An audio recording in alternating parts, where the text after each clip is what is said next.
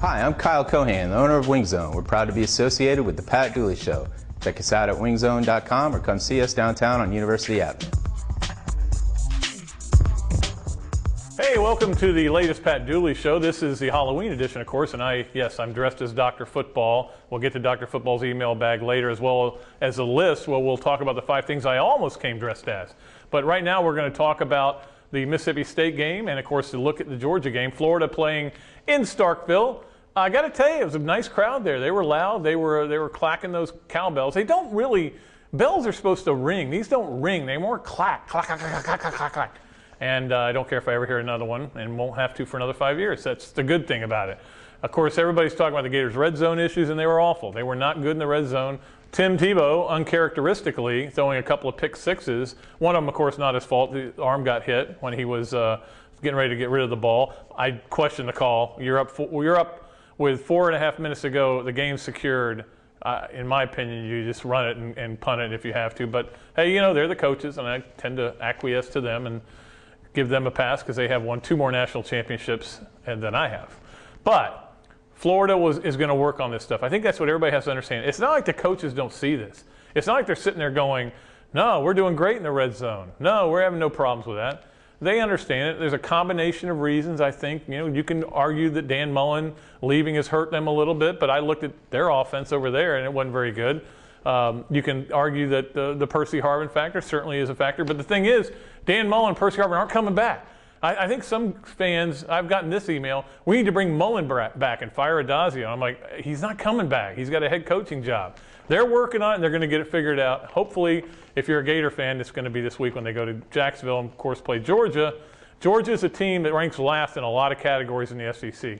One of them is pass defense. They're not very good. They made Jonathan Crumpton look like Jonathan Unitas when they played Tennessee. So we'll see if Florida can take advantage of that. I mean, Georgia does have a little bit of talent on offense. A.J. Green's, I think, the best receiver in the league. And the reason I say that over Julio Jones is that Julio Jones can get shut out in a game. A.J. Green doesn't get shut out. And he's an amazing athlete, and they love to throw that little lob pass, kind of like Greg Carr, but with a stronger version of Greg Carr, because he'll catch other passes, and that's all Greg Carr ever caught at FSU. So we'll see how Florida defends that. My prediction is that if Florida doesn't make mistakes in terms of turnovers, there's no chance for Georgia. But if they make a couple and let them in the game, get the crowd excited, half the crowd excited at least, Georgia's got a chance to win the game. This is a huge game, huge day for the Gators, because not only do they, obviously you got Florida-Georgia and you want to beat your rival, but if they win and Tennessee beats South Carolina that night, Florida's won the East. It's over. There's no race anymore. That's pretty amazing if you can win it that early, and we'll see if that does happen as well. All right, let's go look at the 3 things I learned this weekend. All right, the 3 things I learned this weekend. Number 1, Dan Mullen has rallied the troops. I've not seen Starkville like that. And again, I've only been there 3 times, but that was pretty amazing to me, how loud it was, how excited they were. They were literally cheering made field goals like they just won the game. They were cheering 2-yard gains. I mean, these people they're hungry for a winner. And I think one thing that would tell you this is that at one point during the game they had a question, like a poll question, and the question was, what was Mississippi State's biggest athletic achievement ever? One of them was the 96 Final Four basketball team, one of them was the College World Series team that finished 3rd, and one of them was a team that made it to the SEC championship game. All 3 of them were losses. That was their biggest achievement. They want to win so bad, and I think Dan Mullen's gone about things the right way in terms of getting people fired up and getting people excited. He just needs a quarterback. Right now he doesn't have one.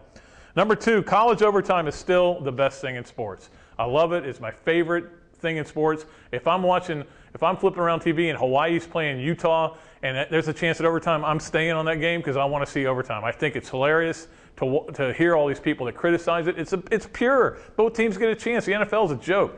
But the great thing about it was sitting in the press box on Saturday night up in Starkville, and Clemson and Miami are going to overtime. And all the boys got around the TV to watch it, all the media boys. And it was just exciting because you know at any moment can be the play that wins it or loses it for one team or the other. The number 3 thing, Lane Kiffin should not be coaching this week. I think Mike Sly blew it on this. I've let him know that you certainly, when you've got a coach saying that not only is questioning the authority of Mike Sly, or if you want to say the seriousness of getting a letter of reprimand, he's questioning whether there's a conspiracy going on in the SEC to keep Florida and Alabama unbeaten.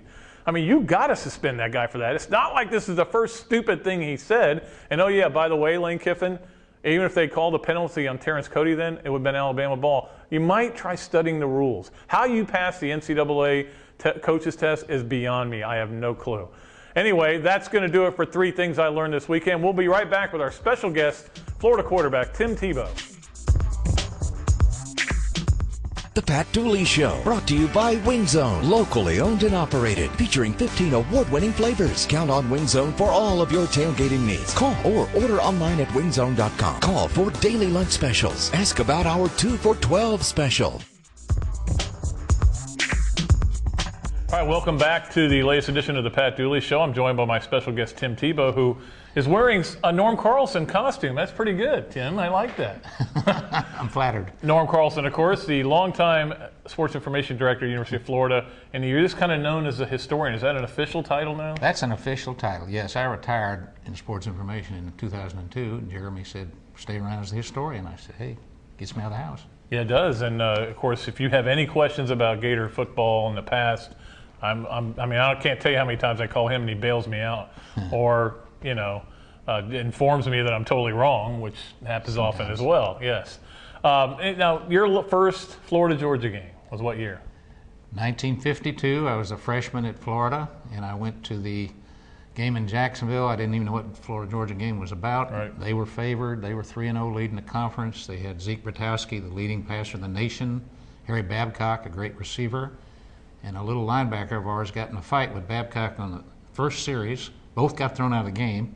Of course, we didn't miss our Nice move. We didn't miss our linebacker, and I think Bertowski was like 7 for 19 with 3 interceptions, less than 100 yards. And we beat them 30-0. So that got you hooked, right? Oh, I loved it. I thought this is the way it's supposed to be against Georgia. Well, and as you found out in the 70s and 80s, it was not. That wasn't how it was supposed to be. And is there one game that stands out to you? I mean, there's been certainly a lot of success the last 19 years, but for Florida. But is there one game that you go, that's my favorite Florida-Georgia game? My favorite Florida-Georgia game was the 1993 game, when that horrible weather like 1968 was, rain and mud all over the field, and you wondered whether you were even going to get to play. And that was the game where Eric Redd had 41 carries for 183 yards, 2 touchdowns. Judd Davis, with all that mud and rain, kicked 4 field goals, 4 out of 4. And the second half, Steve decided that we were starting to get in trouble, and we just needed to control the ball. And Rhett carried it 14 plays out of 21 on a drive, and scored. Remember that, yep. It was 23-20 at the half. Scored, and we wound up with Zaire throwing passes in the end zone. I was standing at the back of that end zone, and I saw that ball coming out. I said, "Oh my gosh, he's open!" On that final play, and he threw it a little low. He did, and he couldn't pick it up. And did you see Anthony calling the timeout? I didn't see it, but I was down there when it happened, but I didn't know what happened. And all of a sudden, I looked around and it was called back. Certainly one of the more memorable ones, and of course, it's still befuddling to me how Judd Davis is not in the Florida-Georgia Hall of Fame, but you're in it. Well, are you comparing? I'm comparing you to Judd Davis. Compare me to administrators. But Judd, he told me for my book that every time he kicked it, a big splash of mud went across Shane Edge's face because he was trying to hit it like a golf ball, hit down on it. And he kept saying, "Man, I'm so sorry." He goes, "As long as you keep making them, you can splatter me all you want." Oh, yeah. Well, Judd's a great golfer, so that was a good way to do it. Let's talk about some of the other games. One of the games that I'm sure wasn't a great memory for you, 1966, Steve Spurrier's Heisman year, and they just dominated him. Lynn Hughes, I think it was, had the pick 6, wasn't it? Yeah. I'm asking him because I'm never sure. Yeah, and they ran the ball against us, and we could not block Bill Stanfield. Right. He came off the edge, and nobody could block him, and he just made Steve's life miserable. They could run the ball, and it was a tough defeat. It was, and it's funny because 2 years later was even a worse one, 51-0. I sat through the entire game because my dad kept saying, "Let's see if they score." Well, they didn't, Dad, and I think I got a cold from that game. But Bill Stanfield told me at halftime that the Georgia players were sneaking bourbon onto the bench to drink bourbon and cups. Well, it helped them, I'll tell you that. I don't know what must not have been drinking that day. 84 had to be a big one for you. It had to be a fun one. Yeah, Kerwin and crew. And Neil Anderson. That was a wonderful win for the Gators, and I guess the most dominant game up to that time in modern times in our series with Georgia. I mean, we just totally dominated the game, 27-0. Tremendous win. Yeah, it was, and of course the Belden and Teal is one of those. I think it's in the top 10 plays. Yes, Florida history. Absolutely. when you get to the 90s, though, we all know everything changed when Steve Spurrier came to town. And you are obviously very close with Steve, and you've had conversations with him since, before, during. Was there anything that you saw in Steve before that first game in 90 that you said, this is going to change, this is going to be different? When I saw it is when Steve first got here in the spring of 1990. And he was telling people, he was telling me, you know, there's two things. I followed the Gators while I was playing the pros. There's two things that has to happen. One, we have to start beating Georgia. We can't be a serious SEC contender unless we beat Georgia. Right.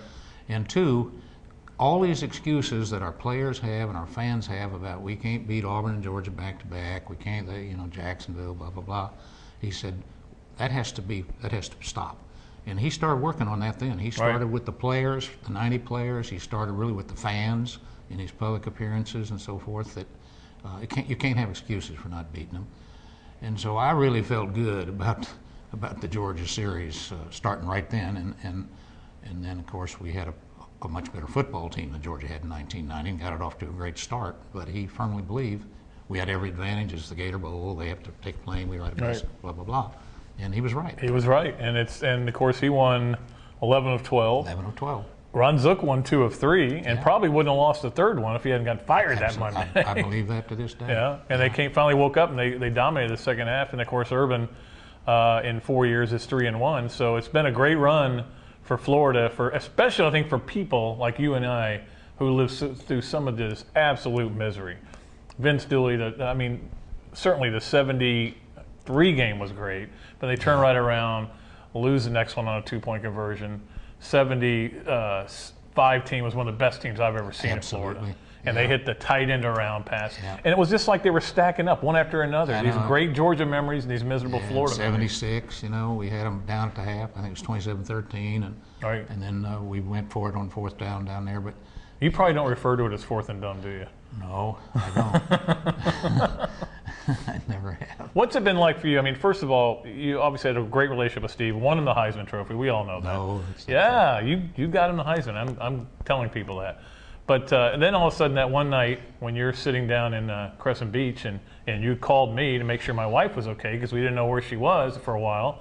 And after you hung up, Steve says, you better sit down and have yourself a beer because there's something I got to tell you. No, they told when we were supposed to go out to dinner with him, and he called and said, we're going to come over and have a drink with you.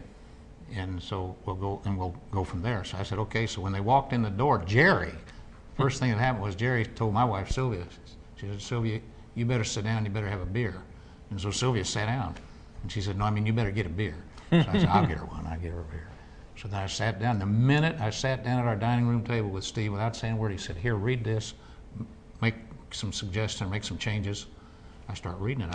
I was in shock. I bet. And so, you know, then we started trying to talk him out of it for about the next hour, and it didn't work. And he wanted to call Jeremy right away, and I said, no, let's wait till in the morning. It's too late to do anything tonight. Right. Because I was hoping we could talk him out of it, but he made up his mind. And that letter is that he wrote is in your book, one of your many books, The Vault, which is a great book. I used it a lot for research, a lot. It's just a well-done book as well. And you've got another one out, Florida, Georgia, written with my man, Lauren Smith. Lauren Smith. What do you got, Lauren? Yep, Lauren, who's a great guy. I've known since the early 60s, and he wrote the Georgia portion. I wrote the Florida. It's like I was supposed to do the top 20 or 25 Florida wins in the series. He did the top 20 or 25 Georgia. But the publisher, you've dealt with publishers. I've dealt with them. You know, they wanted, we want to go back chronologically to earlier years. So a lot of the top wins aren't in there. You know, you could probably do 20 from the last 25 years. Yeah. Especially with so many for Florida. That's right. What would be 93 is your favorite game? Is there one win though that stands out for you? Is that it, or is there maybe like 91 when it meant you were going to win the SEC? Probably. Oh, I like the win in '67 that you mentioned. Georgia had dominated us in the football game, and they were up 16-7. There was only about 8 minutes to go in the game, and we really couldn't get much going. And we happened to get a little drive going, and Larry Rentz threw a pass out to Richard Trapp on the press box side of the field, and Trapp made 8 Georgia tacklers miss him. He went clear across the field. Bill Castells, the Times Union Sports there. I think he said something like he turned and twisted and did everything but the cha-cha across the field. And he did, and it got to be 16-14. And then the defense bowed their backs and their necks and everything else and stopped Georgia. And we got another quick drive. Trapp made another great play on a catch and got it down there. And as the clock ran out, Wayne Barfield, who was from Georgia, from Albany. All right, Shade Tree, yeah, kicked a field goal to win 17-16. It didn't win a conference championship, but it was just a really, really exciting game and the best run I've ever seen. Yeah, it was amazing. The one Nat Moore had against Auburn, again on a screen pass, ranks right up there as well. But, the funny thing is we can talk about great wins, bad losses for Florida. There was one game that left everybody not knowing how to feel, and that was 69. When you had the tie game and everything, Florida lines up for a last-second field goal, bad snap, bad hold, bad kick. Yeah. You couldn't have done it any worse. Yeah, that was, I think, coming off, we just sort of didn't recover from that fiasco at Auburn. Yeah, the 9-interception game. Yeah. And that's the record John Reeves will probably have forever. I would hope so. Nationally, everywhere. Right. All right, that's going to do it for our segment with Norm. He'll be back to play either or with us in just a bit. But right now, we're going to do the list. Wing Zone was started in Gainesville and has over 70 locations across the country. Our Wing Zone has been recognized by the Wing Zone Corporation in 2007 as Franchise of the Year. Call 352-331-6011 or visit us online at wingzone.com. All right, it's time for our latest list. And if you're just tuning in, you're wondering what I'm doing. It's Halloween. I'm dressed up, man. I'm Dr. Football. And especially since Kelsey's not going to be able to go trick-or-treating. Yeah, I know, because she's going to Florida, Georgia. Oh, that's not bad. We decided to have me dressed up so she can watch her daddy look like a buffoon, which is pretty much every day anyway. All right, the list this week, the 5 things I almost dressed up as on Halloween. Number 5, the Redskins offense. I was going to do that, but then I couldn't drive anywhere. So I decided to go ahead and pass on that one. Have you seen them play? They're awful. Not only are they terrible, but now they've got Sherm Lewis calling the plays. Jim Zorn looks lost. It's embarrassing. Might be the worst situation we have in the NFL right now, unless you want to count the Oakland Raiders as being an NFL team. Number 4, Terrence Cody. Mount Cody, of course, the Alabama defensive tackle, because I figure I'm one of the few guys who can fit into his clothes. Number 3, an SEC referee. Yeah, here's where you insert the obvious jokes. I couldn't find a cane, couldn't find the dark sunglasses, Seeing Eye Dog was out, so I couldn't come as an SEC referee. Number 2 was Bobby Bowden. We were so close to pulling the trigger on this, decided not to, and his thing was going to be he was going to read his list, and his list was going to be like this. Yeah, this is Coach Bowden, and I want to, this is my list of my 5 favorite Florida State players on this team. Number 5 is number 4. He's really good, I think. Number 3 is number 2, and number 4 is number 19. Just didn't want to be that mean, so we would never do anything that cruel. And number 1, I was going to come as Tim Tebow. I figure I put a little eye black on, write something on it, like Dr. Football, get a little gel in the hair, shave the mustache off, lift some weights. I look just like him, wouldn't I? Yeah, exactly. All right, that's going to do it for the list. We're going to come back. Norm Carlson, or is it Tim Tebow? I can't remember. Is going to join me for our next segment of Either Or. Check out the Pat Dooley Show, brought to you by Wing Zone. Remember, when it comes to your next football party, Wing Zone has you covered. Now offering convenient delivery. Call 352-377-2473 or go online to wingzone.com to order today. All right, welcome back to our latest edition of Either Or, along with Norm Carlson. Tim Tebow. He's dressed as Norm Carlson today. Norm, I'm going to give you 4 questions, and you give me an either or. Florida, Georgia, on the campuses in the Georgia Dome or in the city of Jacksonville? Oh, that's easy. City of Jacksonville. I love that game there. As I said, first one I ever saw was there in '52. Love that game. Yeah, I kind of turned back. I used to be a guy who, I like Athens. Athens is one of the great towns in the SEC, and I always wanted to go there every other year. But as you said earlier, then it's just another SEC game. That's right. It's not Florida, Georgia. It's not the WLOCP. Are you allowed to say that? I don't know if you're not allowed to, but I can. It is. It's something special, and it really is something that I think as I get older, I enjoy more. Even though I'm still going to be dealing with issues with traffic, as you know. Oh, yeah. You're going to still be dealing with, I think one of my favorite Florida-Georgia stories was Furman Bisher and Louis Grizzard. Yeah. You remember that, right? Oh, do I. Did they get on you that day? Oh, I saw Grizzard coming down the press box with smoke coming in his ears. I said, oh, my gosh, what's happened now? Well, they actually they couldn't get into parking, and they wouldn't let them park because the cops used to let all their buddies park. Yeah, it was full. So they just left their rental car out in the middle of the road running. Yeah. To that, we're out. Yeah. They weren't happy. No. Number 2, better play. Richard Trapp's catch and run in 1967, which we talked about, or Ricky Bell, or Kerwin Bell to Ricky Nattiel, or Ricky Bell. He played for Southern Cal in 1984. Well, that's a tough choice. I've already said Richard Trapp's run, but that play, too, was an unbelievable play, one of the best in our history. Yeah, one of the great things when you watch the video is the Georgia cheerleaders are right at the end of the Nattiel run into the end zone, and they're meh. Number 3, better player, Tim Tebow or Herschel Walker. This is the debate this week. Boy, it's such, it's 2 eras, it's 2 different types. He's a quarterback and Herschel's a running back. That's a very, very tough. I'm a Gator, so I'm going to say Tim for that reason Can't alone. blame me for that. But also, I think Tim's the role he's in as quarterback and leader of the football team. I think he's the better.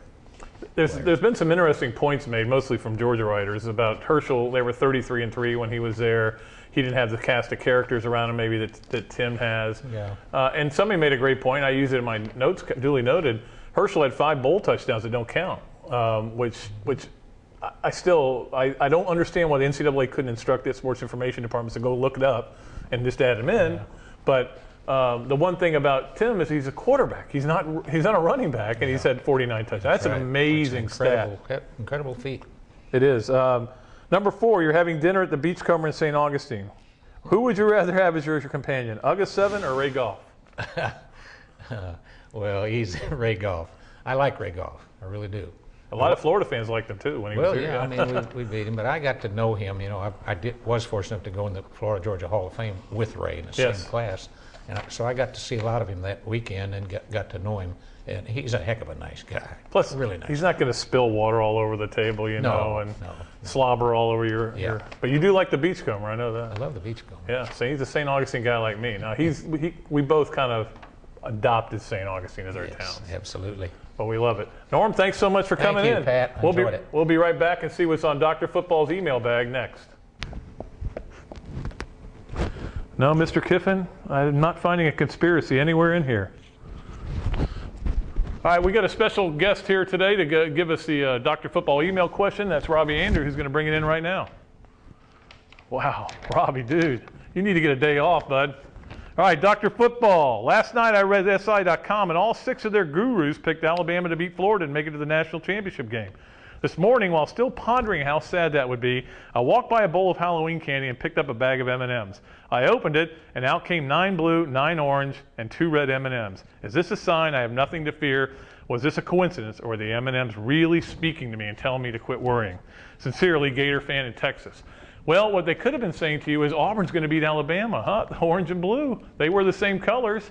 If you're listening to M&M's pods, you're in trouble, okay? But I appreciate the email anyway.